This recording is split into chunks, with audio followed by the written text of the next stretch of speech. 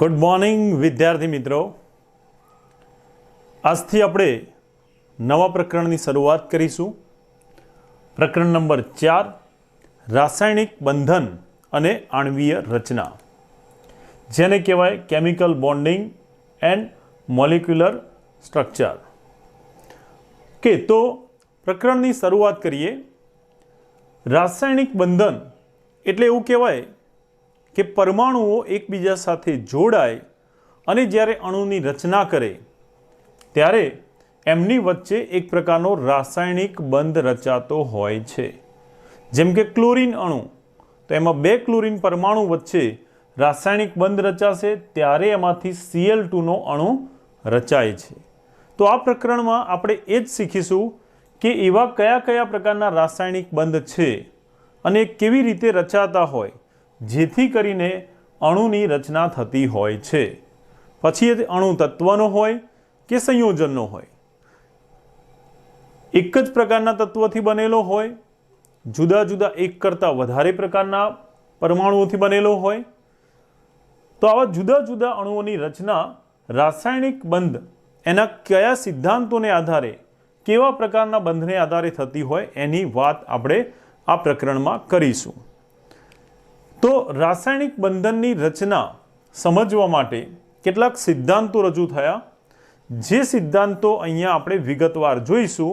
અત્યારે હાલ આપણે એની વાત કરીએ તો નંબર 1 સૌથી પહેલો સિદ્ધાંત જે છે એ છે કોસેલ-લુઈસ અભિગમ।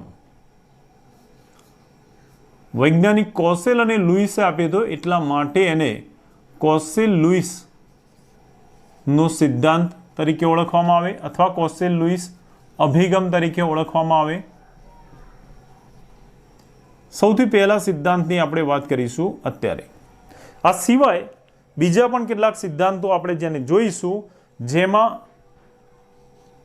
સંયોજકતા બંધન VSEPR સિદ્ધાંત, જેને કહેવાય valency cell electron pair repulsion, એટલે કે સંયોજકતા કોષના ઇલેક્ટ્રોન યુગ્મના અપાકર્ષણનો સિદ્ધાંત। ત્યાર પછી આપણે જોઈશું વેલેન્સ બોન્ડ થિયરી, જેને સંયોજકતા બંધનવાદ એવું પણ કહેવાય। એ સિવાય આપણે જોઈશું એમઓ થિયરી, એટલે કે મોલિક્યુલર ઓર્બિટ થિયરી, જેને કહેવાય આણ્વીય કક્ષક સિદ્ધાંત।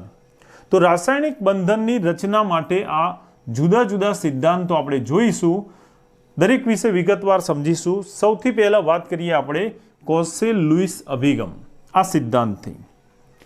તો કોસેલ-લુઈસ અભિગમ એ વાસ્તવમાં બે જુદા જુદા વૈજ્ઞાનિક કોસેલ અને લુઈસે આપ્યો હતો। જે દરેકે આપેલી જે માહિતી છે એને આપણે સમજીએ। સૌ પહેલા કોસેલે શું કહ્યું એની વાત કરીએ। તો વૈજ્ઞાનિક કોસેલ એણે એવું જણાવ્યું કે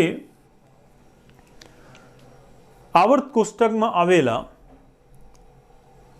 સૌથી વધુ વિદ્યુત ધનમય અને સૌથી વધુ વિદ્યુત ઋણમય તત્વો કયા? તો સૌથી વધુ ધન વિદ્યુતમય એટલે કે ધન આયન બનાવવાની વલણ ધરાવતા એવા આલ્કલી ધાતુ તત્વો, જે આવર્ત કોષ્ટકમાં ડાબી બાજુ શરૂઆતમાં આવશે। ત્યાર પછી આવર્ત કોષ્ટકમાં સૌથી વધુ વિદ્યુત ઋણમય, સૌથી વધુ વિદ્યુત ધનમય તત્વો કયા? તો એ તત્વો છે આલ્કલી ધાતુ તત્વો સમૂહ 1ના।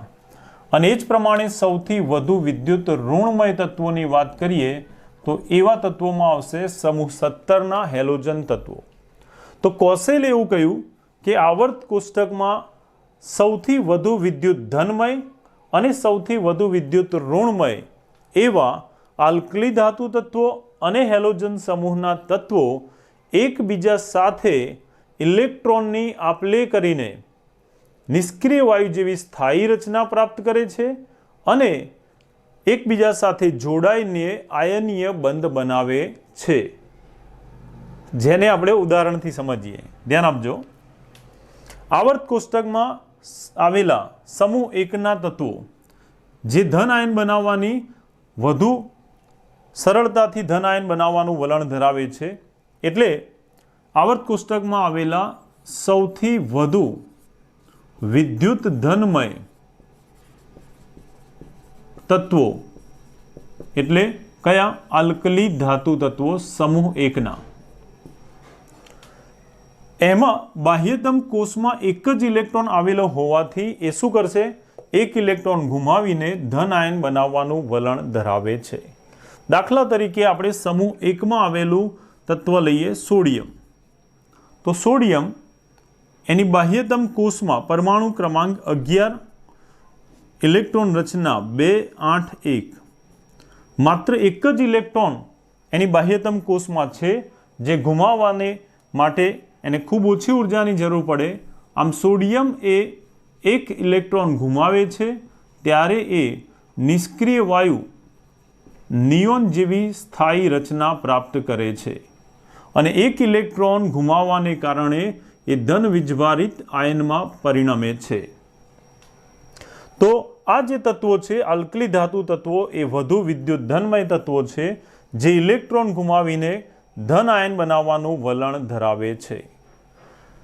ज्यारे आवर्त कोष्टकमां आवेला समूह 17 ना हेलोजन समूहना तत्वो ए इलेक्ट्रॉन मेळवीने ऋण आयन बनाववानुं प्रबळ वलण धरावे छे। ध्यान आपजो, समूह 1 ना जे तत्वो छे आल्कली धातु तत्वो ए धन आयन बनावे छे,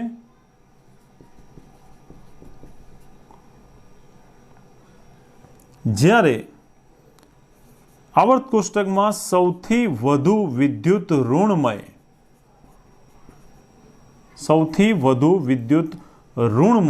एटले के ऋण आयन बनाववानी प्रबळ वृत्ति धरावता तत्वो कया तत्वो?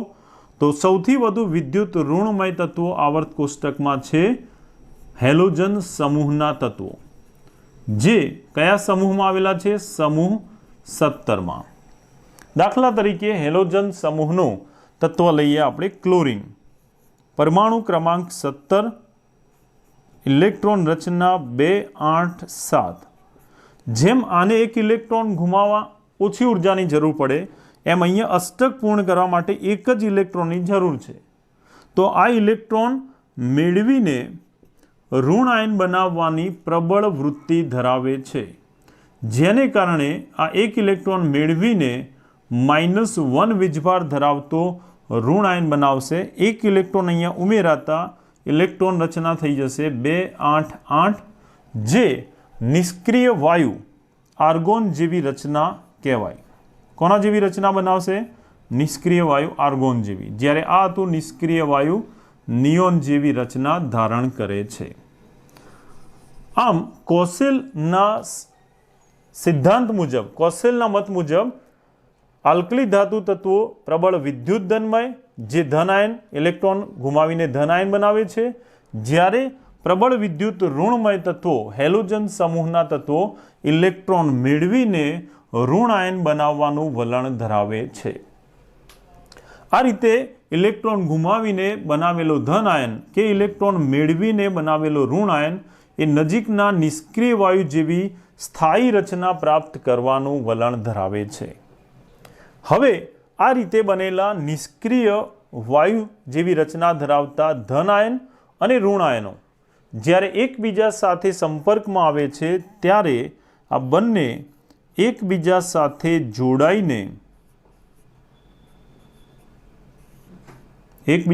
जोडाईने शुं बनावशे?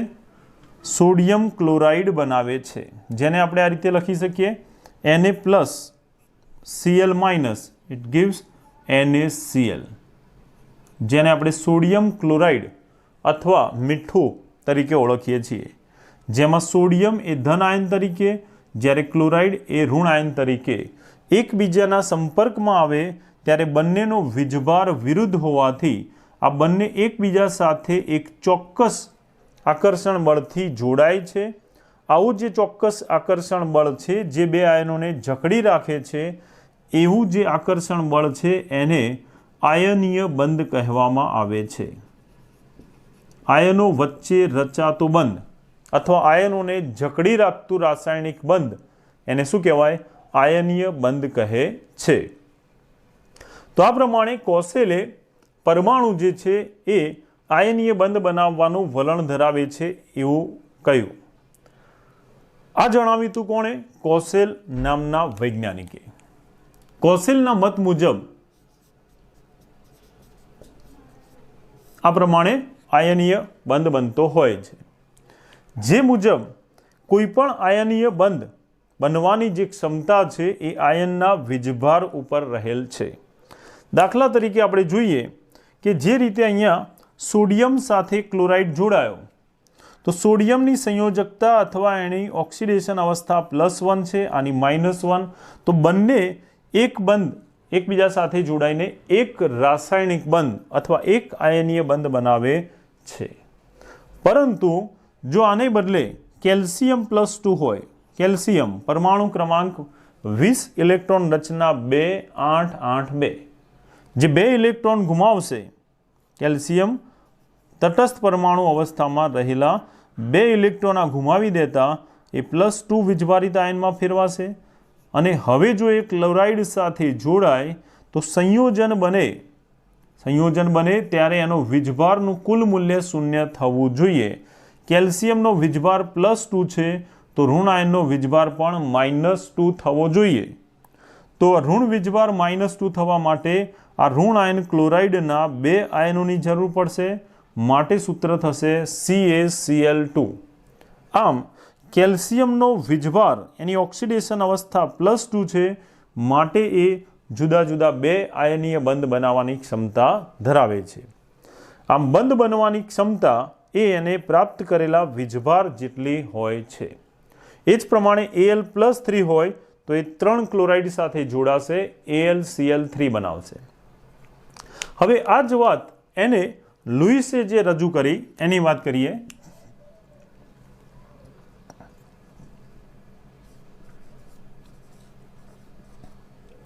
લુઈસના મત મુજબ કોસેલ લુઈસ અભિગમ એ કોસેલ અને લુઈસ બંનેના સંયુક્ત અભિગમને ભેગા કરીને બનાવવામાં આવેલો છે. કોસેલે જે વાત કરી એને જ લુઈસે પોતાના શબ્દોમાં આ પ્રમાણે રજૂ કર્યું. લુઈસના જણાવ્યા મુજબ કે જ્યારે કોઈ પણ પરમાણુ એ એકબીજા સાથે રાસાયણિક બંધની રચના કરવા જાય છે, ત્યારે આવો જે પરમાણુ છે એ પરમાણુ ઇલેક્ટ્રોનની આપલે કરીને, એટલે કે ઇલેક્ટ્રોન આપીને કે મેળવીને, ઇલેક્ટ્રોન આપે છે અથવા લે છે. આમ પરમાણુ ઇલેક્ટ્રોનની આપલે કરીને અથવા ઇલેક્ટ્રોનની સહિયારી ભાગીદારી કરીને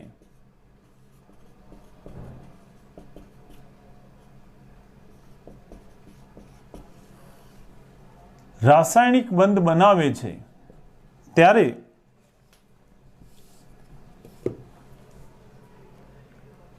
પરમાણુની બાહ્યતમ કક્ષામાં અથવા જેને કહેવાય સંયોજકતા કક્ષામાં અષ્ટક પૂર્ણ થાય.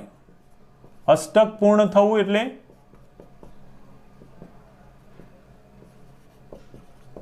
કે બાહ્યતમ કક્ષામાં ઇલેક્ટ્રોનની સંખ્યા 8 થાય, જેથી કરીને નિષ્ક્રિય વાયુ જેવી રચના પ્રાપ્ત કરે. હિલિયમ સિવાય નિષ્ક્રિય વાયુઓમાં હિલિયમમાં માત્ર 2 ઇલેક્ટ્રોન છે બાહ્યતમ કોષમાં, એ સિવાયના દરેક તત્વોમાં બાહ્યતમ કક્ષામાં 8 છે. આમ જો કોઈ પરમાણુ ઇલેક્ટ્રોનની આપલે કરીને કે ભાગીદારી કરીને જો બાહ્યતમ કક્ષામાં અષ્ટક પૂર્ણ થાય તો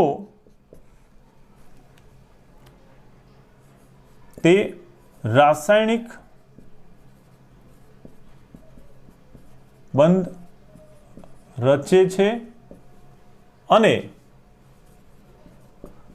નજીકના નિષ્ક્રિય વાયુ ના જેવી ઇલેક્ટ્રોન રચના પ્રાપ્ત કરે છે.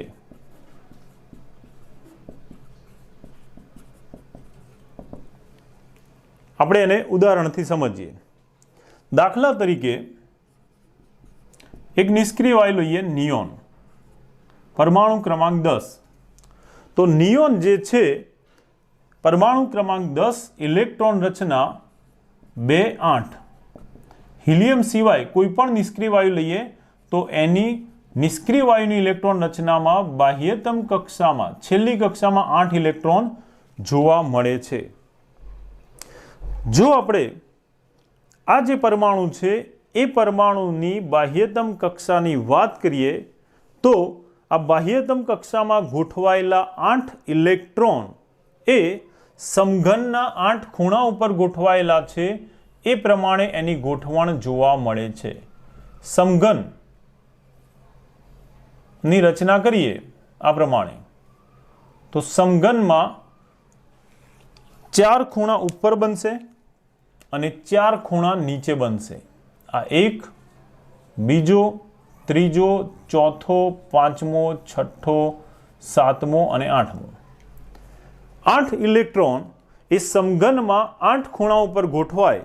આ 8 ઇલેક્ટ્રોનને સમાવતો એક ગોળાકાર ભાગ લઈએ તો એ એની બાહ્યતમ કક્ષા નિર્માણ કરે છે. આમ લુઈસના મત મુજબ પરમાણુના બાહ્યતમ કક્ષામાં રહેલા 8 ઇલેક્ટ્રોન એ સમઘન આકારના 8 ખૂણા ઉપર ગોઠવણી પામે એ રીતે એની ગોઠવણી જોવા મળે છે. સમઘનમાં 8 ખૂણે 8 ઇલેક્ટ્રોન. હવે જો આપણે આ જ પ્રમાણે વાત કરીએ સોડિયમ તત્વ માટે તો સોડિયમની ઇલેક્ટ્રોન રચના શું હતી? જો આ જ પ્રમાણે આપણે વાત કરીએ સોડિયમ પરમાણુ ક્રમાંક 11 તો એની ઇલેક્ટ્રોન રચના જેમાં એની બાહ્યતમ કક્ષામાં 1 ઇલેક્ટ્રોન હોય છે. જે મુજબ એની બાહ્યતમ કક્ષાને સમઘન આકારના 8 ખૂણાઓમાં ગોઠવવાનો પ્રયત્ન કરીએ તો સમઘનના જુદા જુદા 8 ખૂણા પૈકી બાહ્યતમ કક્ષામાં માત્ર એક જ ઇલેક્ટ્રોન હોવાથી આ 8 ખૂણા જે બનશે એ પૈકી એક જ ખૂણા ઉપર એક ઇલેક્ટ્રોન ગોઠવાશે એવું સોડિયમ માટે જોવા મળે છે.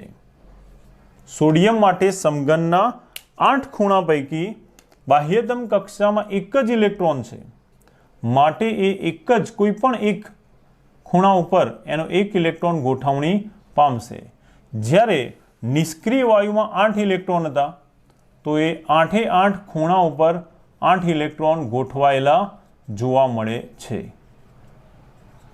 આમ બાહ્યતમ કક્ષામાં રહેલા ઇલેક્ટ્રોન એને સમઘનના 8 ખૂણામાં ગોઠવીએ એ રીતે એના 8 અથવા પરમાણુમાં રહેલા જે ઇલેક્ટ્રોન હોય એને ગોઠવણી કરી શકાય. જેમ કે સોડિયમમાં બાહ્યતમ કક્ષાનો એક ઇલેક્ટ્રોન એક ખૂણા ઉપર ગોઠવાશે જ્યારે બાકીના 7 ખૂણા ઇલેક્ટ્રોન વગર ખાલી રહે છે. તો કોઈ પણ પરમાણુ આ રીતે ઇલેક્ટ્રોન બાહ્યતમ કક્ષામાં 8 ધરાવતો હોય તો એ પૂર્ણ રચના છે. પણ જો 8 ઇલેક્ટ્રોન ના હોય તો શું કરશે?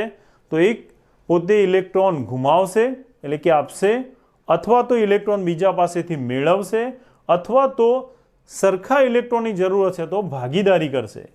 પરંતુ ઇલેક્ટ્રોનની આપલે કે ભાગીદારી કરીને શું કરશે? અષ્ટક રચના પૂર્ણ કરશે, જેથી એ નજીકના નિષ્ક્રિય વાયુ જેવી રચના ધારણ કરે છે. જેમ સોડિયમ એક ઇલેક્ટ્રોન ગુમાવીને નિષ્ક્રિય વાયુ જેવી રચના ધરાવે, ક્લોરીન ઇલેક્ટ્રોન મેળવીને નિષ્ક્રિય વાયુ જેવી રચના ધારણ કરે છે. તો આ પ્રમાણે લુઈસના મત મુજબ પરમાણુ એ ઇલેક્ટ્રોનની આપલે કરીને કે ભાગીદારી કરતા અષ્ટક પૂર્ણ કરી નિષ્ક્રિય વાયુ જેવી રચના પ્રાપ્ત કરે છે અને વધુ સ્થિરતા પ્રાપ્ત કરે છે. આવી સ્થિતિમાં પરમાણુ જ્યારે ઇલેક્ટ્રોનની આપલે કરે છે ત્યારે ઇલેક્ટ્રોનની આપલે કર્યા બાદ બાકી રહેતા ભાગને એને પરમાણુ કર્નેલ તરીકે ઓળખાવ્યું. દાખલા તરીકે આપણે સોડિયમની વાત કરીએ, ધ્યાન આપજો બરાબર. તો સોડિયમ નો આ જે પરમાણુ છે, અહીંયા આપણે જોયું કે સોડિયમનો જે પરમાણુ છે એ સોડિયમ પરમાણુ એક ઇલેક્ટ્રોન ગુમાવવાને કારણે સોડિયમના ધન આયનમાં રૂપાંતર પામે છે, જેને આપણે ધન આયન કહ્યું. જો આને આપણે ઇલેક્ટ્રોનની ગોઠવણી દર્શાવીએ તો સોડિયમ પરમાણુ ક્રમાંક 11 જેની ઇલેક્ટ્રોન રચના હતી 2 8 1 પણ એક ઇલેક્ટ્રોન ગુમાવતા હવે એમાં ઇલેક્ટ્રોન સંખ્યા થઈ જશે 2 8. તો સોડિયમ જ્યારે આવો ઇલેક્ટ્રોન ગુમાવી દે છે ત્યારે હવે એના કેન્દ્રમાં પ્રોટોન તો 11 રહેશે પરંતુ ઇલેક્ટ્રોનની સંખ્યા થઈ જશે 2 8. એની ત્રીજી કક્ષા જે છે એ ખાલી થઈ જાય છે. આ ત્રીજી કક્ષા એમાં રહેલો ઇલેક્ટ્રોન અહીંયા નીકળી જાય છે. પરિણામે હવે સોડિયમ એ ધન વીજભાર ધારણ કરે છે. લુઈસના મત મુજબ પરમાણુ એનો પરમાણુનું કેન્દ્ર અને કેન્દ્ર સિવાય અંદરની કક્ષા, બાહ્યતમ કક્ષા નહીં, પરમાણુનું કેન્દ્ર અને કેન્દ્ર સિવાય જે અંદરની કક્ષાઓ છે બાહ્યતમ કક્ષાને બાદ કરતા કે જેને કારણે ધન વીજભાર ધારણ કરે છે. અહીંયા એની ત્રીજી કક્ષા ઇલેક્ટ્રોન ધરાવે પણ આમાં ત્રીજી કક્ષા ઇલેક્ટ્રોન ધરાવતી નથી અને એટલા માટે ધન વીજભાર ધારણ કરે છે. તો લુઈસના મત મુજબ પરમાણુના કેન્દ્ર અને એની અંદરની કક્ષાઓ વડે રચાતો એવો ભાગ કે જે ધન વીજભારિત હોય છે એને લુઈસે ધન વીજભારિત પરમાણુ કર્નેલ તરીકે ઓળખાવ્યું. યાદ રાખજો મિત્રો, પરમાણુ કર્નેલ એટલે ધન આયન જેમાં કોનો સમાવેશ થતો નથી તો એમાં બાહ્યતમ કક્ષા જે છે એનો સમાવેશ થતો નથી. પરમાણુ કર્નેલ એ શેનો બનેલો છે તો એ બનેલો છે કેન્દ્ર અને અંદરની કક્ષાઓ વડે. તો આ રીતે કોસેલ અને લુઈસે પોતાની રીતે રાસાયણિક બંધની રચના દરમિયાન પરમાણુ કેવી રીતે ઇલેક્ટ્રોન આપલે કે ભાગીદારી કરે છે એની સમજૂતી આપી અને એના પરથી એમણે સંયુક્ત રીતે એક સિદ્ધાંત આપ્યો જે કોસેલ લુઈસ અભિગમ તરીકે ઓળખાય છે. ખૂબ જ અગત્યનો પ્રશ્ન મિત્રો, તો એને બરાબર તૈયાર કરી દેશો. કોસેલ લુઈસ અભિગમ એમાં એમણે આપેલા જે મુદ્દાઓ છે એ મુદ્દાઓ આપણે જોઈએ વન બાય વન. તો આ પ્રમાણે કોસેલ લુઈસ અભિગમના મુદ્દાઓને તમે સમજીને તૈયાર કરી શકો. નંબર 1, પહેલો મુદ્દો વાત કરીએ આપણે.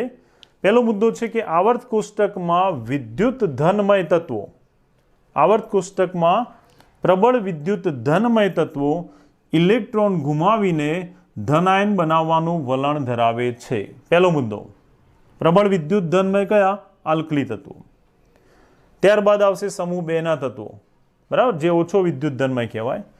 બીજો મુદ્દો, આવર્ત કોષ્ટકમાં આવેલા પ્રબળ વિદ્યુત ઋણમય હેલોજન સમૂહના તત્વો ઇલેક્ટ્રોન મેળવીને ઋણ આયન બનાવવાનું વલણ ધરાવે છે.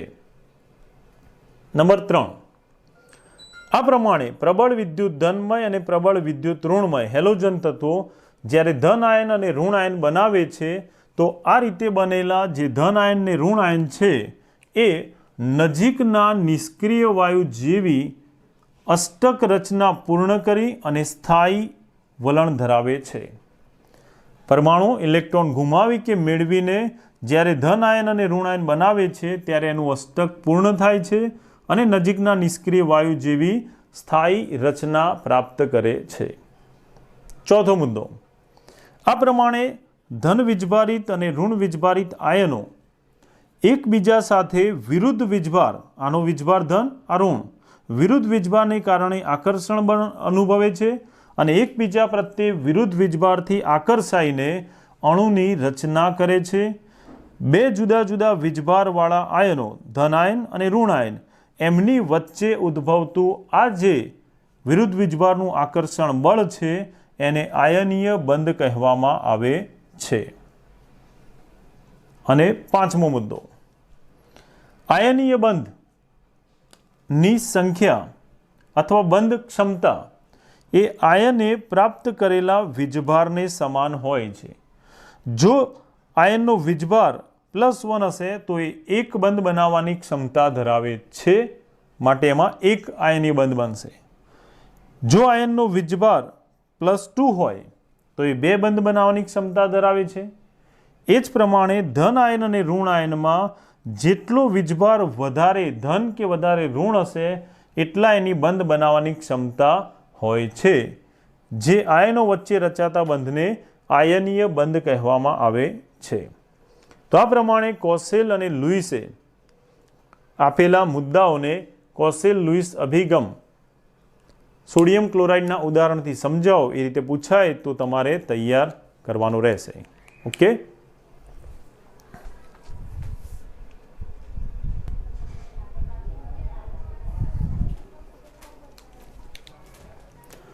મિત્રો હવે ટોપિકમાં આગળ વધીએ। કોસેલ લુઈસ અભિગમ બાદ કોસેલ અને લુઈસે એક બીજો જે નિયમ આપ્યો હતો જે આપણે શીખી ગયા, રાસાયણિક સંયોગીકરણ માટેનો આ ખૂબ અગત્યનો સિદ્ધાંત હતો। 1916માં કોસેલ અને લુઈસે આપેલો રાસાયણિક સંયોગીકરણ માટેનો આ જે સિદ્ધાંત છે એને રાસાયણિક બંધનનો ઇલેક્ટ્રોનીયવાદ તરીકે ઓળખવામાં આવે છે। અગાઉ આપણે કોસેલ લુઈસ અભિગમ શીખી ગયા, જે માટે આ ઇલેક્ટ્રોનીયવાદ અથવા અષ્ટક નિયમ એ પરમાણુઓની સ્થિરતા સમજાવવામાં ખૂબ મહત્વનો છે। જેમ કે જ્યારે કોઈ પણ પરમાણુઓ ઇલેક્ટ્રોનની આપ-લે કરી અને સંયોજનની રચના કરે ત્યારે આવું સંયોજન સ્થાયી કેવી રીતે બને છે એ સમજાવવામાં આ સિદ્ધાંત અગત્યનો છે। અને સાથે સાથે મોટા ભાગના કાર્બનિક સંયોજનો એની રચના સમજાવવામાં પણ આ જે કોસેલ લુઈસનો ઇલેક્ટ્રોનીયવાદ જે અષ્ટક નિયમ તરીકે ઓળખાય છે એ ખૂબ ઉપયોગી છે। તો આપણે જોઈશું ટોપિક 4.1.1 અષ્ટકનો નિયમ। હવે તમને એમ થશે કે સાહેબ અષ્ટકનો નિયમ તો આપ્યો તો ન્યુલેન્ડે, તો ન્યુલેન્ડે જે અષ્ટકનો નિયમ આપ્યો હતો એ આવર્ત કોષ્ટકમાં શું નિયમ હતો કે દરેક પ્રથમ ક્રમથી ગોઠવાયેલું 8મા ક્રમે આવતું તત્વને પરમાણુ ભારના ચડતા ક્રમમાં ગોઠવણી કરતા 8મા ક્રમે મળતું તત્વ એ પુનરાવર્તિત ગુણધર્મો ધરાવે છે, અથવા 8મા ક્રમે મળતું તત્વ પહેલા તત્વ સાથે સમાન ગુણધર્મો ધરાવે છે, જેને અષ્ટકનો નિયમ કહ્યો હતો ન્યુલેન્ડનો, જે કેલ્શિયમ સુધી જ સાચો હતો।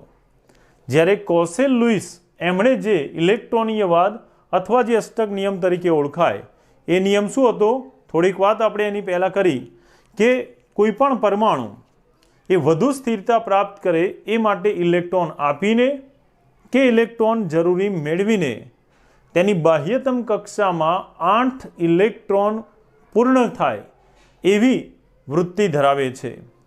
આમ કોઈ પણ તત્વ ઇલેક્ટ્રોનની આપ-લે કરીને જ્યારે બાહ્યતમ કક્ષામાં 8 ઇલેક્ટ્રોન પૂર્ણ કરશે ત્યારે એ નજીકના નિષ્ક્રિય વાયુ જેવી સ્થાયી રચના ધરાવશે। આમ કોઈપણ તત્વ ઇલેક્ટ્રોનની આપ-લે કરીને કે ભાગીદારી કરીને બાહ્યતમ કક્ષામાં 8 ઇલેક્ટ્રોન કરવાનું જે વલણ ધરાવે છે એને ઇલેક્ટ્રોનીયવાદ અથવા તો અષ્ટક નિયમ કહેવામાં આવે છે, જેનો આપણે ઉપયોગ આગળ વિશેષ સમજીશું। પણ હાલ પૂરતું આપણે આ રીતે યાદ રાખીશું કે તત્વ એની બાહ્યતમ કક્ષામાં 8 ઇલેક્ટ્રોન થાય એ રીતે ઇલેક્ટ્રોન આપવાનું, મેળવવાનું કે ભાગીદારી કરવાનું વલણ ધરાવે છે, જેના આધારે આ બે મુદ્દાઓ એના મહત્વના મુદ્દા તરીકે એની અગત્યતા તરીકે આપણે સમજી શકીએ કે કાર્બનિક સંયોજનોની રચના સમજવામાં તથા સંયોજનોની સ્થિરતા સમજાવવામાં આ સિદ્ધાંત અષ્ટકનો નિયમ એ ઉપયોગી છે।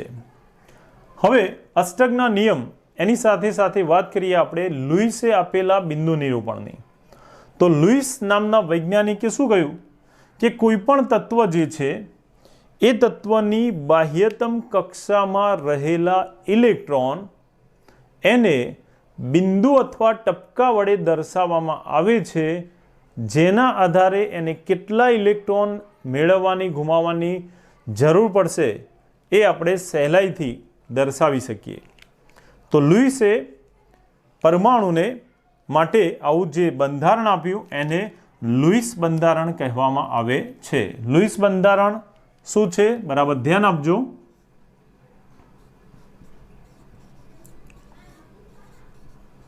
લુઈસ નામના વૈજ્ઞાનિકે આપેલું આ જે બંધારણ છે આપણે એને લુઈસ બિંદુ નિરૂપણ તરીકે ઓળખીશું। लुईस बिंदु निरूपण। निरूपण एटले दर्शावવું, बिंदु स्वरूपे दर्शावવું એટલે એને કહેવાય બિંદુ નિરૂપણ, જે કોણે આપ્યું હતું? લુઈસે। ધ્યાન આપજો, દાખલા તરીકે એક તત્વ છે નાઇટ્રોજન, પરમાણુ ક્રમાંક 7 ધરાવતું નાઇટ્રોજન તત્વ, એનું લુઈસ બિંદુ નિરૂપણ દર્શાવો। તો સૌથી પહેલા જે તત્વનું લુઈસ બિંદુ નિરૂપણ દર્શાવવું હોય એ તત્વનું પરમાણુ ક્રમાંક તમને આવડવો જોઈએ। 1 થી 30 સુધીના તત્વો પરમાણુ ક્રમાંક સહિત મોઢે કરવાનું આપણે શીખવાડી દીધું। પરમાણુ ક્રમાંક પરથી લખીશું આપણે એની ઇલેક્ટ્રોન રચના। નાઇટ્રોજન 7 પરમાણુ ક્રમાંક, જે 7 ઇલેક્ટ્રોન ધરાવે, જેની ઇલેક્ટ્રોન રચના થશે 2 5। એની બાહ્યતમ કક્ષામાં આવેલા ઇલેક્ટ્રોનની સંખ્યા કેટલી? તો એ છે 5। જેના પરથી એના બાહ્યતમ કક્ષામાં રહેલા આ જે ઇલેક્ટ્રોન છે, બાહ્યતમ કક્ષાના ઇલેક્ટ્રોન અથવા જેને સંયોજકતા ઇલેક્ટ્રોન કહીશું, જેની સંખ્યા છે 5, એને તે તત્વની સંજ્ઞાની આસપાસ, નાઇટ્રોજનની સંજ્ઞા છે કેપિટલ N, એની આસપાસ નાઇટ્રોજનના જે બાહ્યતમ કક્ષામાં દર્શાવેલા 5 ઇલેક્ટ્રોન છે એને આપણે દર્શાવીશું આ રીતે। આ એક ઇલેક્ટ્રોન, આ બીજો ઇલેક્ટ્રોન, આ ત્રીજો ઇલેક્ટ્રોન, ચોથો ઇલેક્ટ્રોન અને પાંચમો ઇલેક્ટ્રોન, જેને કહેવાય નાઇટ્રોજનનું લુઈસ બિંદુ નિરૂપણ। તત્વના પરમાણુની બાહ્યતમ કક્ષામાં આવેલા ઇલેક્ટ્રોનને તે તત્વની સંજ્ઞાની આસપાસ બિંદુ અથવા ટપકા વડે દર્શાવવાની રીતને તેનું બિંદુ નિરૂપણ કહે છે। આ જ પ્રમાણે જો આપણે બીજા એક પરમાણુ માટે બિંદુ નિરૂપણ જોઈએ, જે છે એલ્યુમિનિયમ। એલ્યુમિનિયમ પરમાણુ ક્રમાંક 13, ઇલેક્ટ્રોન રચના થશે 2 8 3।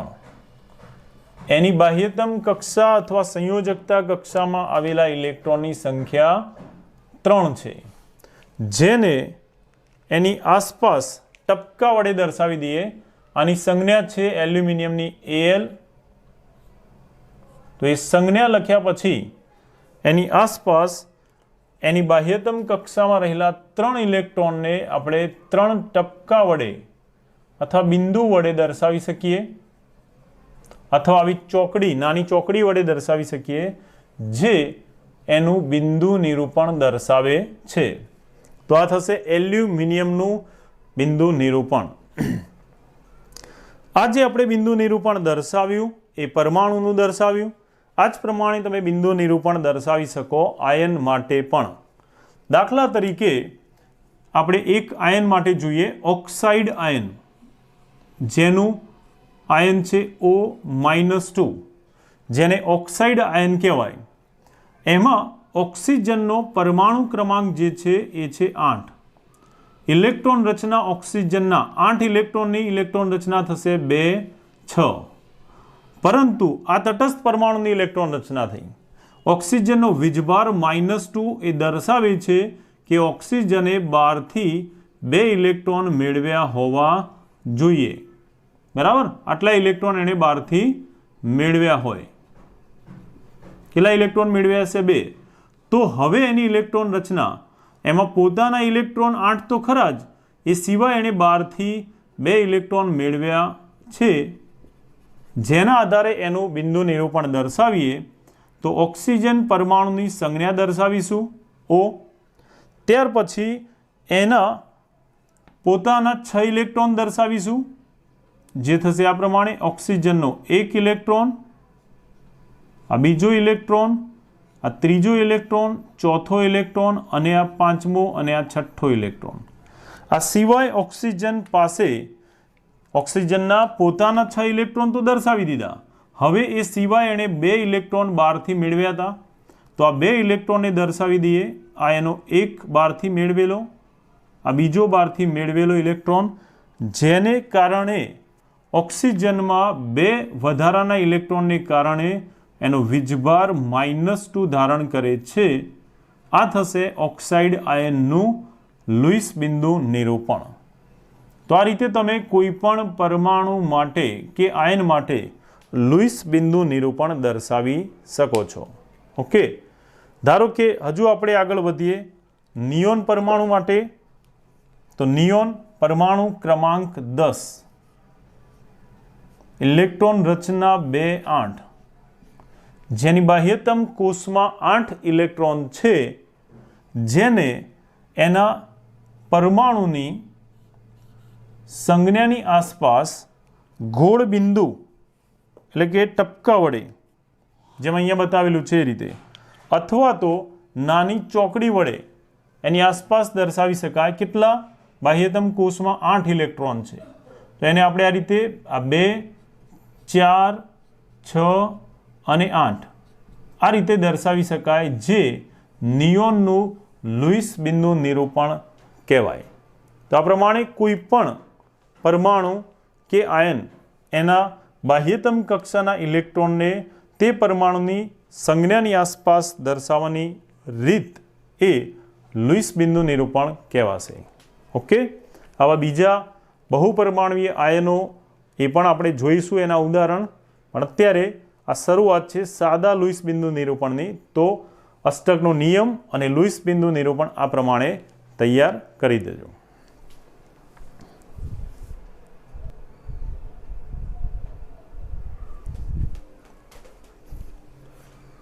મિત્રો, હવે કોસેલ લુઈસ અભિગમ એમાં આપણે જોઈ ગયા કે 2 પરમાણુ કે ઘટકો જે ઇલેક્ટ્રોનની આપ-લે કરે છે એમની વચ્ચે આયનીય બંધ બને છે. રાસાયણિક બંધનો એક પ્રકાર આપણે શીખી ગયા, આયનીય બંધ, અથવા જેને વિદ્યુત સંયોજક બંધ પણ કહેવામાં આવે છે, જે ધન આયન અને ઋણ આયન વચ્ચે રચાય છે. હવે ટોપિક 4.1.2 એમાં રાસાયણિક બંધનો બીજો પ્રકાર જોઈશું, જેને કહેવાય સહસંયોજક બંધ. બીજા શબ્દોમાં કહીએ તો સહ એટલે સાથે મળીને બનાવેલો બંધ. સાથે મળીને બનાવેલો બંધ એને સહસંયોજક બંધ કહેવામાં આવે છે. તો સહસંયોજક બંધની વિસ્તૃત વ્યાખ્યાની વાત કરીએ 1919માં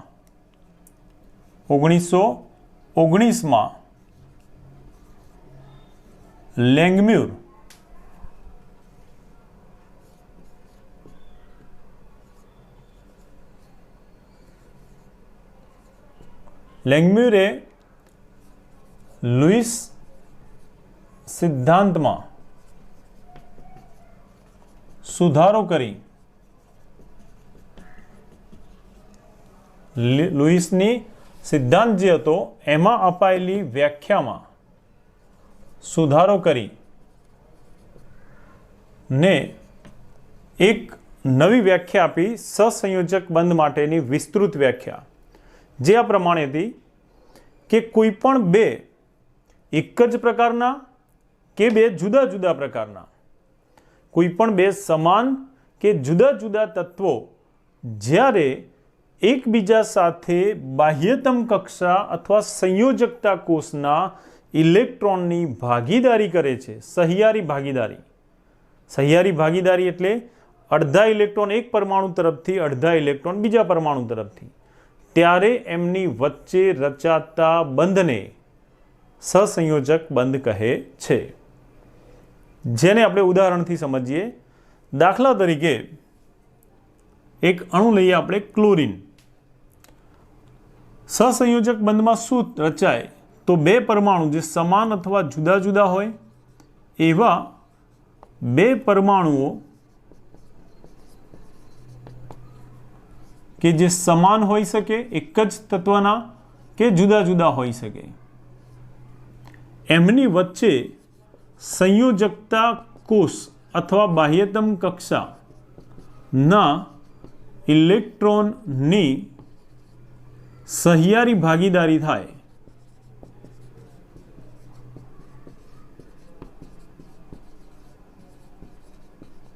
તો રચાતા બંધને સહસંયોજક બંધ કહે છે.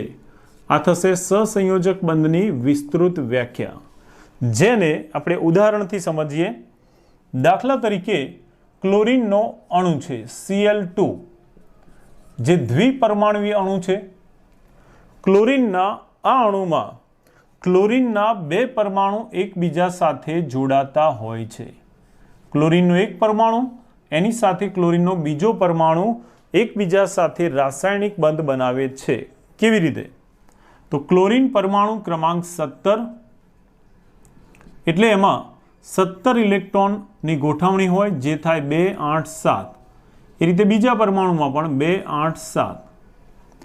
અગાઉ આપણે આયનીય બંધમાં એવું શીખી ગયા કે એક પરમાણુ વિદ્યુત ધનમય છે, બીજો વિદ્યુત ઋણમય છે.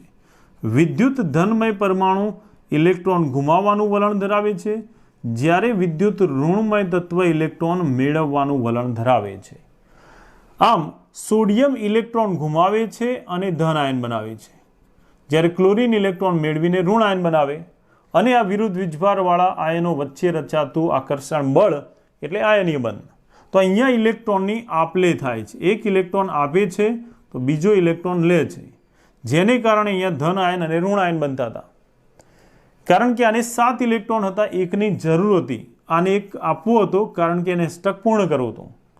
પરંતુ જ્યારે બંને પરમાણુ ઇલેક્ટ્રોન મેળવવાની વૃત્તિ ધરાવતા હોય, બંનેની જરૂરિયાત એક સરખી હોય, જેમ કે આ ક્લોરીનને અષ્ટક માટે 1 ઇલેક્ટ્રોનની જરૂર છે, આ ક્લોરીનને પણ 1 ઇલેક્ટ્રોનની જરૂર છે, તો બંનેમાંથી કોઈ પોતાનું 1 ઇલેક્ટ્રોન આપશે નહીં.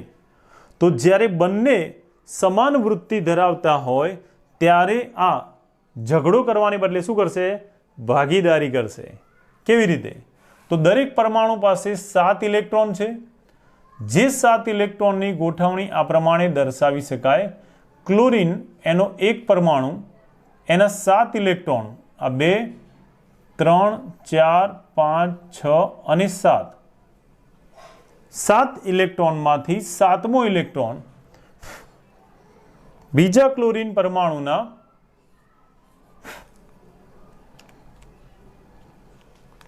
બાહ્યતમ કોષમાં રહેલા 7 ઇલેક્ટ્રોન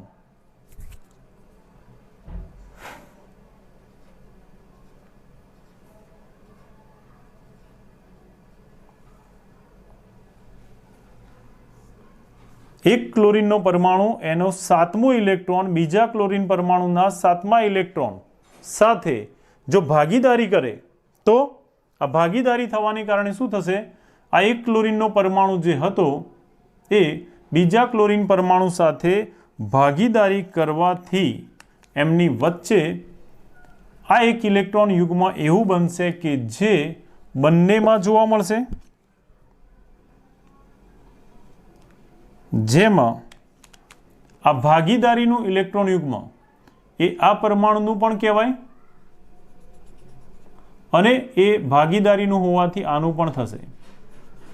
આમ બંને પરમાણુમાં આ એક ઇલેક્ટ્રોન, આ ક્લોરીનનો એક અને આ ક્લોરીનનો એક, એમ એક ઇલેક્ટ્રોનની ભાગીદારી થવાને કારણે ક્લોરીનના 2 પરમાણુ વચ્ચે આ રીતે એક ઇલેક્ટ્રોનની ભાગીદારી થાય છે અને પરિણામે એમાં એક સહસંયોજક બંધની રચના થાય છે. તો આ રીતે ક્લોરીનના અણુમાં એક ઇલેક્ટ્રોનની ભાગીદારી થવાને કારણે એક સહસંયોજક બંધ રચાય છે. જરૂરી નથી કે દરેકમાં એક ઇલેક્ટ્રોનની જ ભાગીદારી થતી હોય. ઇલેક્ટ્રોનની ભાગીદારી ઇલેક્ટ્રોનની જરૂરિયાત પ્રમાણે ભાગીદારી થતી હોય છે. દાખલા તરીકે જે રીતે આપણે ક્લોરીનનો અણુ એમાં જોયું કે ક્લોરીનના 2 પરમાણુ વચ્ચે એક ઇલેક્ટ્રોનની ભાગીદારી થાય છે અને એટલા માટે એમાં એક સહસંયોજક બંધ રચાય છે. સહસંયોજક એક બંધ રચાય છે. કેટલા સહસંયોજક બંધ રચાયા? 1. તો એ જ પ્રમાણે જ્યારે આપણે હવે ઓક્સિજન અણુની વાત કરીએ, O2,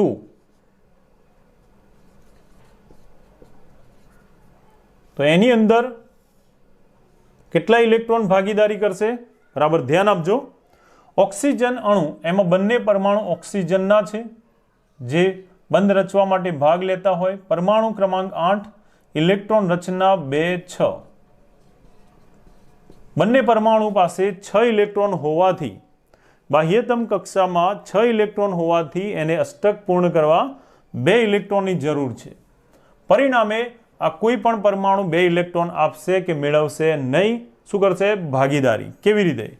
તો ઓક્સિજનનો એક પરમાણુ ઓક્સિજનના બીજા પરમાણુ સાથે ઇલેક્ટ્રોનની ભાગીદારી કરશે આ રીતે.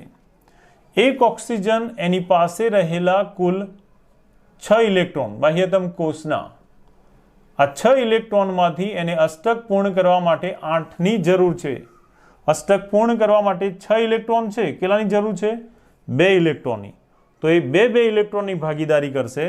એમાં એક ઓક્સિજનના આ 2 ઇલેક્ટ્રોન જ્યારે એની સાથે રહેલા બીજા ઓક્સિજનના કુલ 6 ઇલેક્ટ્રોન પૈકી 2 ઇલેક્ટ્રોન આ બીજા ઓક્સિજનના પણ ભાગીદારી કરશે. આમ કુલ 2 ઇલેક્ટ્રોનની ભાગીદારી થાય છે. એટલે 2 ઇલેક્ટ્રોનની ભાગીદારી થતાં ઓક્સિજનના 2 પરમાણુ વચ્ચે 2 ઇલેક્ટ્રોનની ભાગીદારી થતાં કુલ સહસંયોજક દ્વિબંધની રચના થાય છે. અહીંયા ઓક્સિજનના આ ભાગીદારીનું ઇલેક્ટ્રોન યુગ્મ આ ઓક્સિજનનું પણ કહેવાય અને ભાગીદારીનું ઇલેક્ટ્રોન યુગ્મ ઓક્સિજનનું પણ કહેવાશે. આમ ઓક્સિજનના 2 પરમાણુ વચ્ચે અહીંયા 1 અને 1 કુલ સહસંયોજક દ્વિબંધ રચાય છે. કેટલા બંધ રચાય? સહસંયોજક દ્વિબંધ.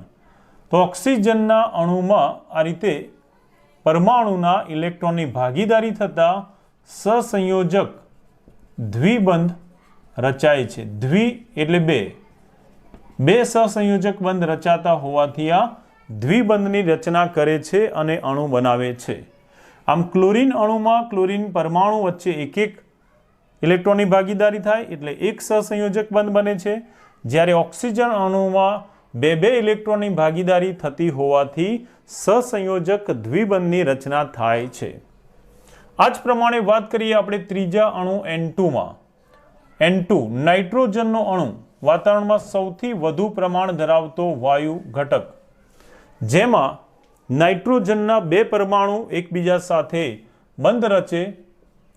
એની ઇલેક્ટ્રોન રચના લખીએ. પરમાણુ ક્રમાંક 7, ઇલેક્ટ્રોન રચના 2 5. નાઇટ્રોજનના દરેક પરમાણુની બાહ્યતમ કોષમાં 5 ઇલેક્ટ્રોન છે. અષ્ટક માટે એને 3 ઇલેક્ટ્રોનની જરૂર છે. તો આવા નાઇટ્રોજનના બંને પરમાણુ એની પાસે રહેલા કુલ 5 ઇલેક્ટ્રોનમાંથી 3 ઇલેક્ટ્રોનની ભાગીદારી કરશે. કેટલા ઇલેક્ટ્રોનની ભાગીદારી કરશે? 3 ઇલેક્ટ્રોનની. નાઇટ્રોજનના એક પરમાણુના 3 ઇલેક્ટ્રોન એવા બીજા નાઇટ્રોજન એની પણ બાહ્યતમ કોષમાં રહેલા 5 પૈકી 3 ઇલેક્ટ્રોન ભાગીદારી કરશે. એક, બીજો અને આ ત્રીજો. જ્યારે બાકીના 2 બંધમાં વપરાયા વગર રહી જાય છે. પરિણામે અહીંયા કુલ આ એક ઇલેક્ટ્રોનની ભાગીદારીથી એક સહસંયોજક બંધ, આ બીજો સહસંયોજક બંધ, ત્રીજો સહસંયોજક બંધ. આમ નાઇટ્રોજનના અણુમાં કુલ 3 ઇલેક્ટ્રોનની ભાગીદારી થાય છે. માટે સહસંયોજક ત્રિબંધ રચાય છે, જેને આપણે આ રીતે દર્શાવી શકીએ. અહીંયા ભાગીદારીનું ઇલેક્ટ્રોન એ આ નાઇટ્રોજનનું પણ કહેવાય અને આ બીજા નાઇટ્રોજનનું પણ કહેવાશે.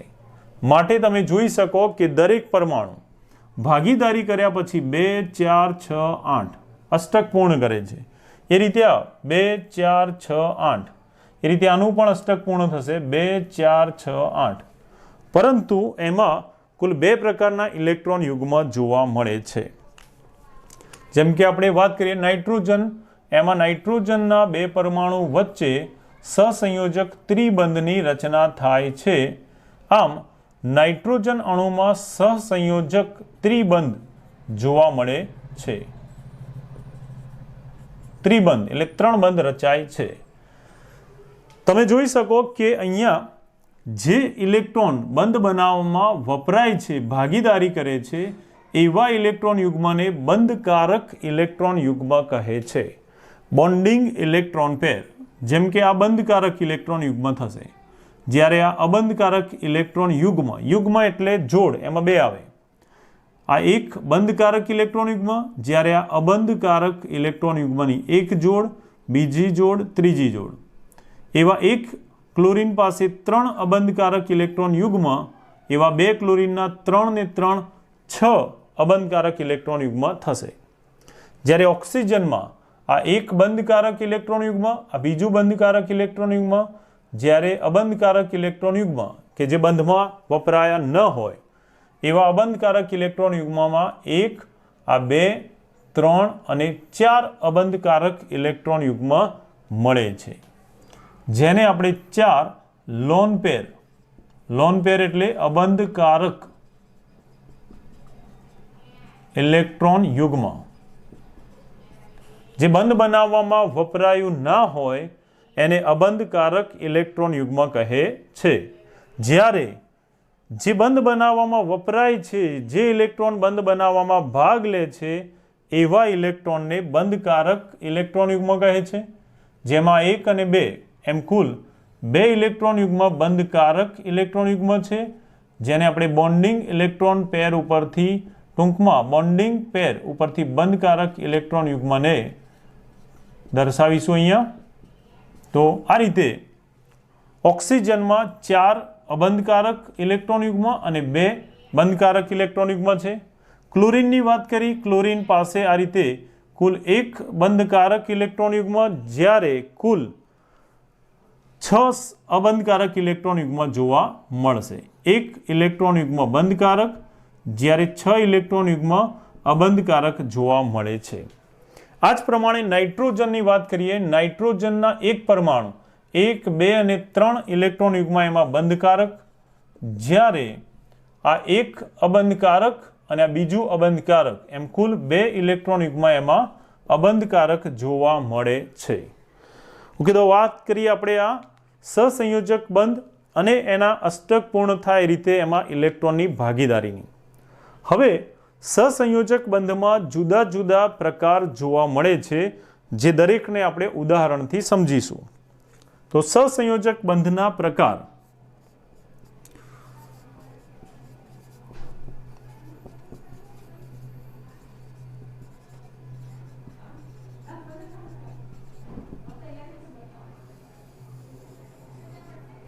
સહસંયોજક બંધનો પહેલો પ્રકાર જે છે ધ્રુવીય સહસંયોજક બંધ. કયો પ્રકાર? ધ્રુવીય સહસંયોજક બંધ.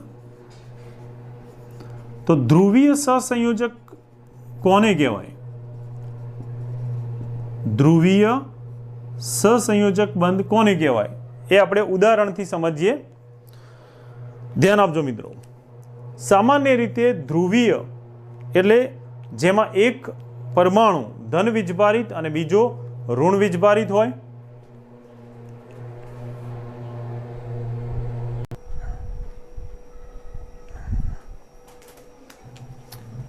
તો સહસંયોજક બંધના પ્રકારની વાત કરતા હતા આપણે.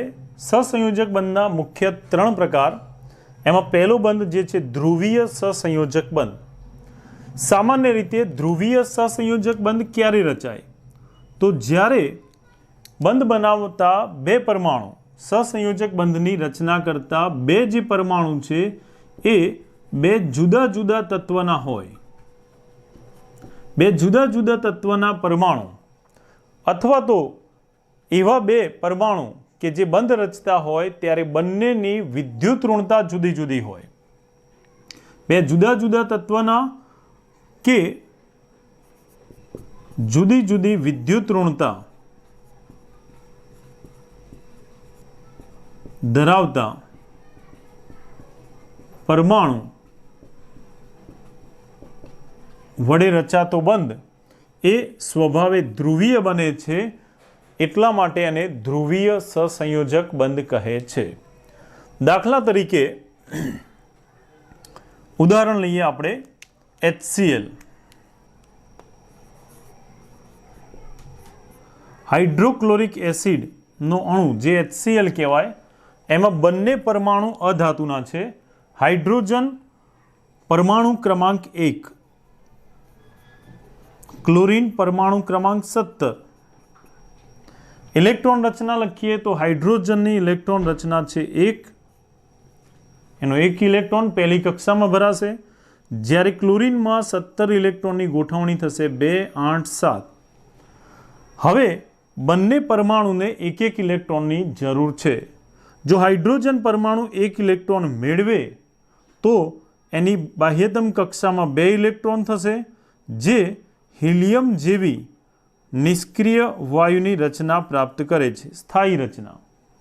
एज प्रमाणे क्लोरीन जो 1 इलेक्ट्रॉन क्लोरीन में मेळवे तो एनी इलेक्ट्रॉन रचना थई जाए 2, 8, 8, जे निष्क्रिय वायु आर्गोन जेवी स्थायी रचना प्राप्त करे। आम बंने परमाणु में 1-1 इलेक्ट्रॉन की जरूर है। तो आवा बंने परमाणु जे समान जरूरियात धरावे छे ए शुं करशे, बंने 1-1 इलेक्ट्रॉन की भागीदारी करशे। हाइड्रोजन परमाणु एना 1 इलेक्ट्रॉन वडे क्लोरीन 7 इलेक्ट्रॉन मांथी 1 इलेक्ट्रॉन साथे भागीदारी करशे। क्लोरीन बाह्यतम कक्षा में रहेला कुल 7 इलेक्ट्रॉन, जेमांथी 1 इलेक्ट्रॉन हाइड्रोजन 1 इलेक्ट्रॉन साथे भागीदारी करे तो एने कारणे आ बंने वच्चे एक सहसंयोजक बंध रचाय छे, जेमां आ हाइड्रोजन परमाणु अने आ क्लोरीन परमाणु आ बंने वच्चे बंध बनावतुं बंधकारक इलेक्ट्रॉन युग्म थशे। हवे ध्यान आपजो बराबर, हाइड्रोजन अने क्लोरीन वच्चे ज्यारे आ रीते एक सहसंयोजक बंध बने तो हाइड्रोजननो परमाणु क्रमांक 1 एटले एना केंद्र में 1 प्रोटोन नु 1 प्रोटोन धरावे,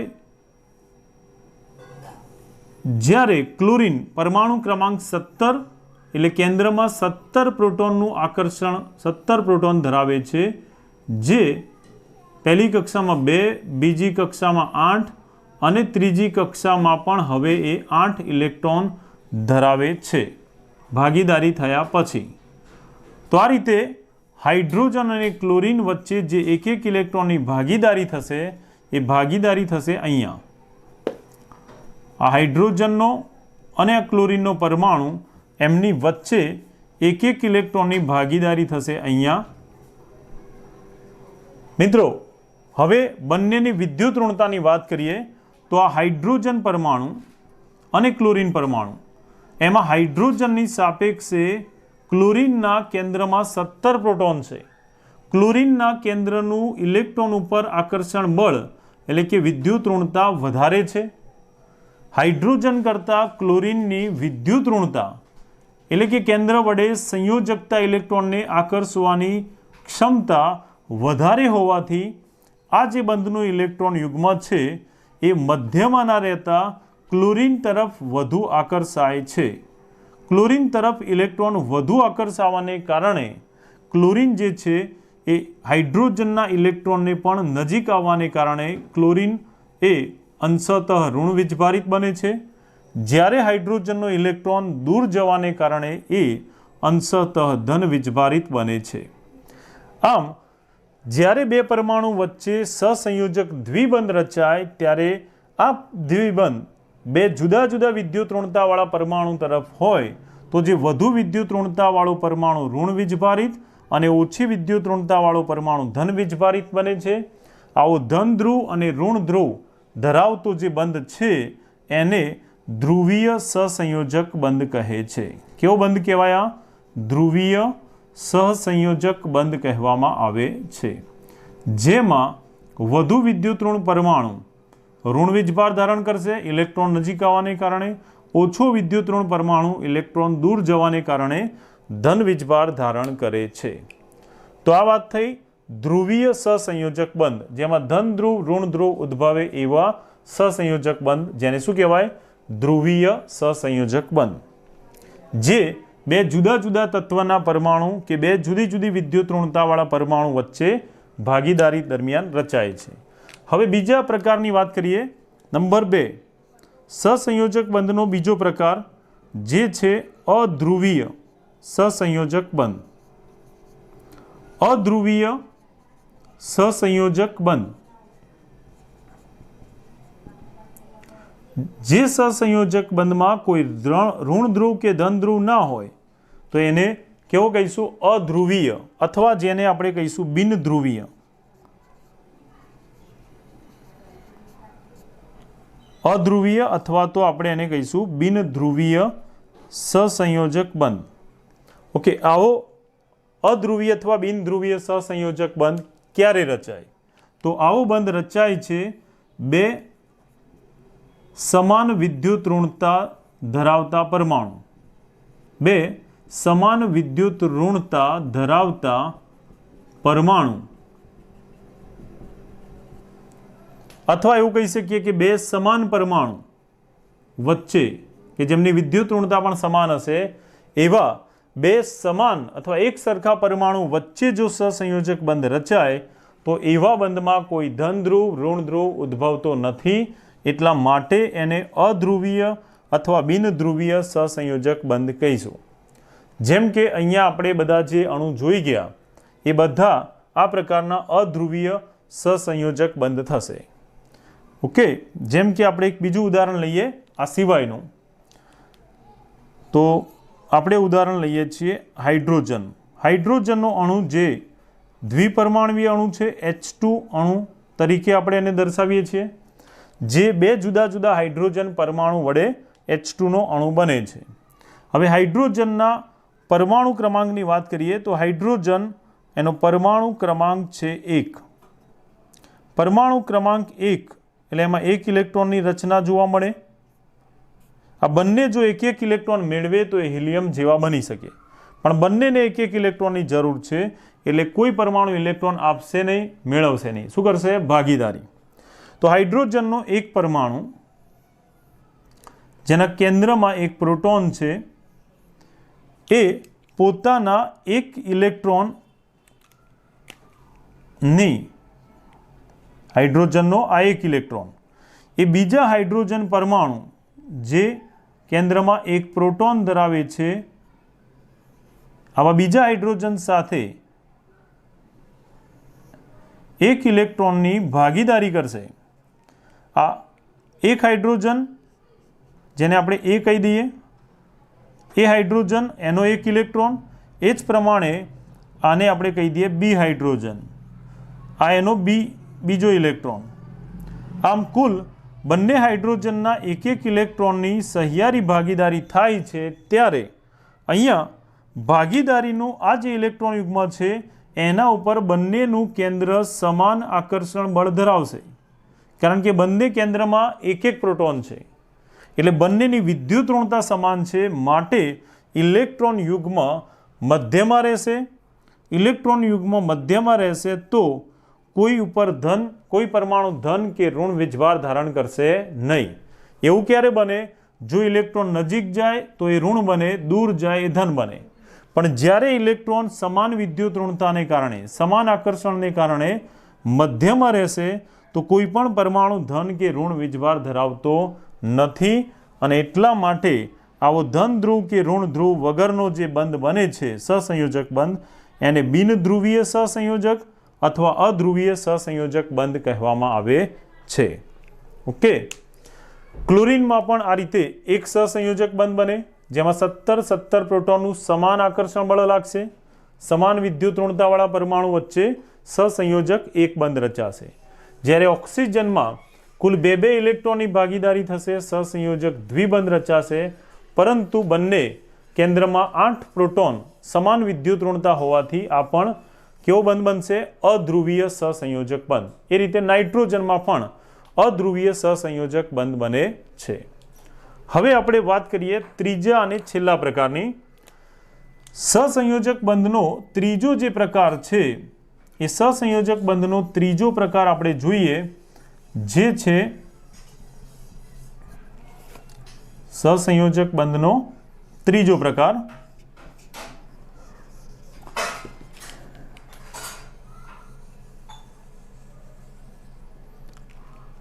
जे छे सवर्ग सहसंयोजक बंध।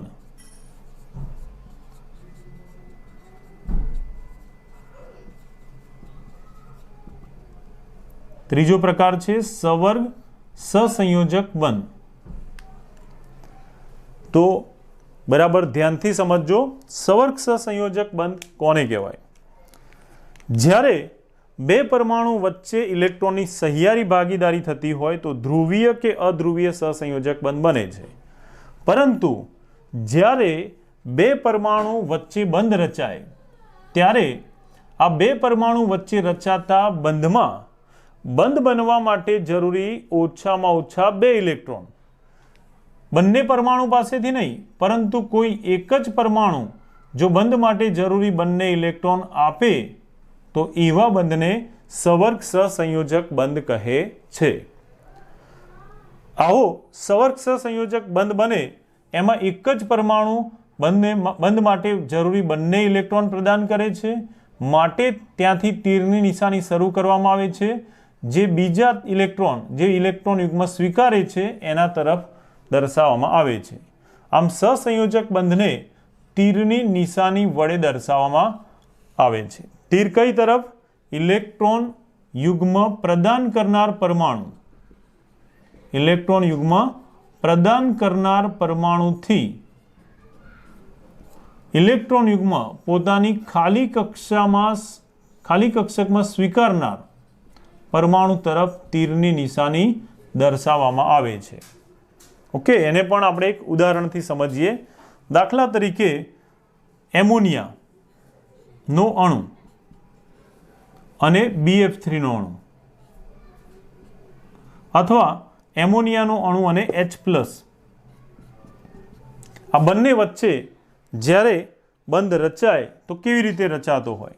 તો એમોનિયાના અણુમાં નાઇટ્રોજન પરમાણુ જે મધ્યસ્થ પરમાણુ કહેવાય એના પરમાણુ ક્રમાંક 7 મુજબ 7 ઇલેક્ટ્રોનમાંથી કુલ 3 ઇલેક્ટ્રોન, નાઇટ્રોજનની પરમાણુ ક્રમાંક 7 ઇલેક્ટ્રોન રચના 2 5 5 ઇલેક્ટ્રોન હોવાથી નાઇટ્રોજનને 3 ઇલેક્ટ્રોનની જરૂર છે.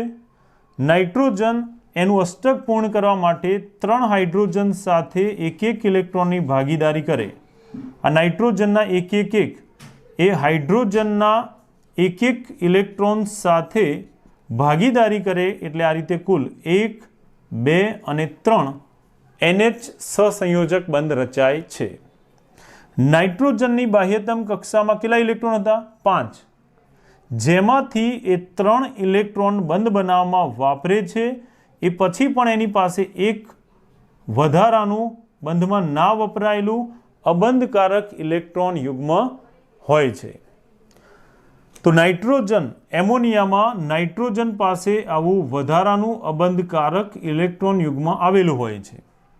સવર્ગ સહસંયોજક બંધ એવા પરમાણુ કે અણુઓ વચ્ચે કે આયનો વચ્ચે રચાય જે પૈકી કોઈ એક પાસે વધારાનું ઇલેક્ટ્રોન યુગ્મ હોવું જોઈએ, એટલે કે અબંધકારક ઇલેક્ટ્રોન યુગ્મ, અને બીજા પરમાણુ પાસે આવા ઇલેક્ટ્રોન યુગ્મને સ્વીકારી શકાય તે માટે ખાલી કક્ષક હોવી જોઈએ. જેમ એમોનિયામાં નાઇટ્રોજન પાસે વધારાનું ઇલેક્ટ્રોન યુગ્મ છે, હાઇડ્રોજન પરમાણુ ક્રમાંક 1 એની પાસે રહેલો એક ઇલેક્ટ્રોન એ ગુમાવે છે, માટે હાઇડ્રોજન એક ઇલેક્ટ્રોન ગુમાવતા એની પાસે હવે એક પણ ઇલેક્ટ્રોન રહેતો નથી. આમ હાઇડ્રોજન પાસે જે 1s કક્ષક હોય જેમાં એક ઇલેક્ટ્રોન હોય એ ઇલેક્ટ્રોન ગુમાવવાને કારણે હવે એની કક્ષક કેવી છે? ખાલી. તો એમોનિયા પાસે એક વધારાનું અબંધકારક ઇલેક્ટ્રોન યુગ્મ છે. હાઇડ્રોજન +1 વીજભાર ધારણ કરે ત્યારે એ એક ઇલેક્ટ્રોન ગુમાવતો હોવાથી એની પાસે હવે કક્ષક ખાલી છે. પરિણામે જ્યારે નાઇટ્રોજન પોતાના આ વધારાના અબંધકારક ઇલેક્ટ્રોન યુગ્મને હાઇડ્રોજન પરમાણુ પાસે રહેલી આ ખાલી કક્ષકમાં પ્રદાન કરે છે ત્યારે નાઇટ્રોજનના બંને ઇલેક્ટ્રોન વડે એક સવર્ગ સહસંયોજક બંધ રચાય છે. આગળ આપણે વ્યાખ્યા શીખી ગયા એ પ્રમાણે જ્યારે બંધ બનવા માટે જ્યારે સહસંયોજક બંધ બનવા માટે જરૂરી બંને ઇલેક્ટ્રોન એક જ પરમાણુ પ્રદાન કરતો હોય, બંધ માટે જરૂરી બંને ઇલેક્ટ્રોન એક જ પરમાણુ પ્રદાન કરતો હોય તો એવા બંધને સવર્ગ સહસંયોજક બંધ કહે છે.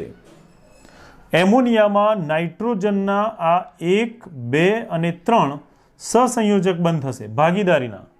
જ્યારે આ ચોથો જે બંધ છે જેમાં નાઇટ્રોજન ઇલેક્ટ્રોન પ્રદાન કરે છે બંને ઇલેક્ટ્રોન, એ એનો સવર્ગ સહસંયોજક બંધ બને છે, જેને કારણે હવે એમોનિયા H+ સાથે જોડાઈને શું બનાવી દે? Ammonium ion. તો આ એમોનિયમ આયન આપણે જે દર્શાવ્યો એમાં 3 NH સહસંયોજક અને ચોથો સવર્ગ સહસંયોજક બંધ રચાય છે. તો અહીંયા આ રીતે યાદ રાખવાનું,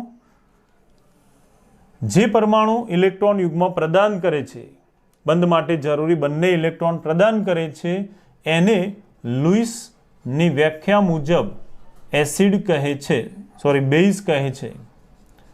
જે परमाणु इलेक्ट्रॉन युग्म प्रदान करे बेचता है तो बेज, बेचता है तो बेज, અને જે ઇલેક્ટ્રોન યુગ્મ સ્વીકારે એટલે કે એક્સેપ્ટ કરે તો એક્સેપ્ટ કરે એને શું કહેવાય? એસિડ. યાદ રાખવાનું, એક્સેપ્ટ કરે वो એસિડ, बेचता है वो बेज. જેના ઉપરથી એમોનિયાનો અણુ એ ઇલેક્ટ્રોન યુગ્મ પ્રદાન કરતો હોવાથી એ આ વ્યાખ્યા મુજબ લુઈસ બેઝ તરીકે વર્તે છે, જ્યારે હાઇડ્રોજન H+ ઇલેક્ટ્રોન યુગ્મ સ્વીકારે છે માટે એ એસિડ લુઈસ એસિડ તરીકે વર્તે છે. તો આ રીતે ત્રીજો સહસંયોજક બંધનો પ્રકાર થશે સવર્ગ સહસંયોજક બંધ. ઓકે, તો સહસંયોજક બંધના આ 3 પ્રકાર ઉદાહરણ સાથે તમને આવડવા જોઈએ, તૈયાર કરી દેજો. Okay, thank you.